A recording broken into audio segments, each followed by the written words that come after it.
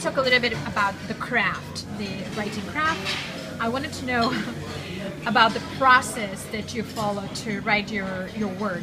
If you write outlines and character cards, whatever do you think is interesting about the process of writing in your case? Well, I have the limited experience of only having one novel under my belt and having struggled mightily with a second one. But I did outline quite extensively. I think with literary fiction differs from genre fiction in that genre fiction it has such a heavy emphasis on plot that I don't know many genre writers who don't outline in some way or another, just because there's so much invested in the kind of building of suspense, in the structure of what happens before what happens, and you know, the characters have to go here before they can find this thing, which they need to do this, is much more of an emphasis in fantasy than it is, say, in traditional literary fiction, right?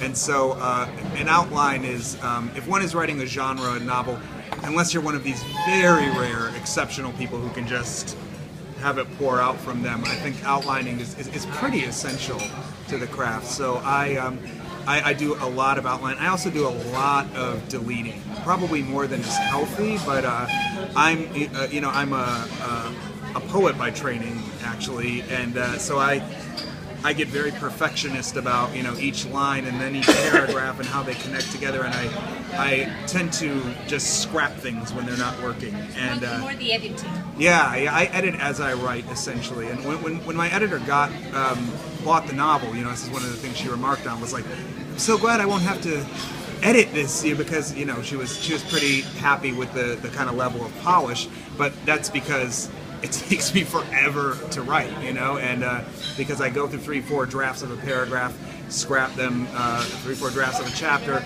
scrap it before I actually get down what I need, which is probably, my advice is don't do that, because it will take you 4 years to write a novel that could take you a year otherwise. Yeah, I suppose my process develops a lot and tends to be a bit different with each book. I was a very exhaustive planner. I wouldn't start a book without a plan any more than I'd start building a house without a plan. The chance of a dangerous collapse is quite high.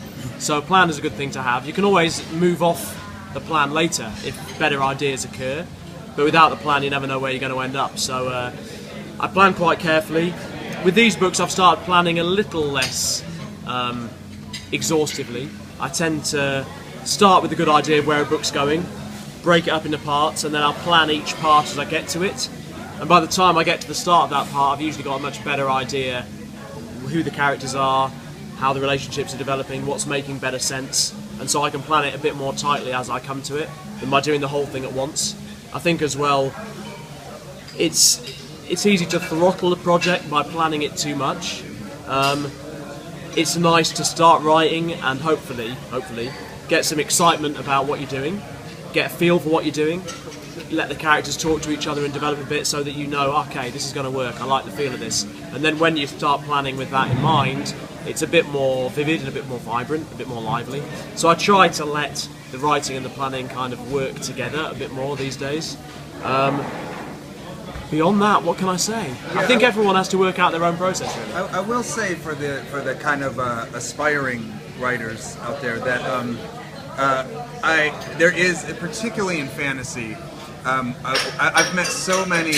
So I do freelance editing occasionally as a sideline, and so I see a number of novels from unpublished novels from aspiring writers, and a great many of them read like reams of notes that have been dumped into a novel-like shape, and I think that comes from essentially people imitating Tolkien and people feeling like they need to do all of this world building and all of this. They need to have everything. So you have hopeful writers who've got an entire language mapped out, or a map with every town and city mapped out for the whole world, even though they're action only takes place in this much of the map, and yet they haven't written a lot of actual interaction between characters or a lot of actual plot happening. And so I think having a skeletal plan, at least a skeletal outline, is close to essential for most beginning writers.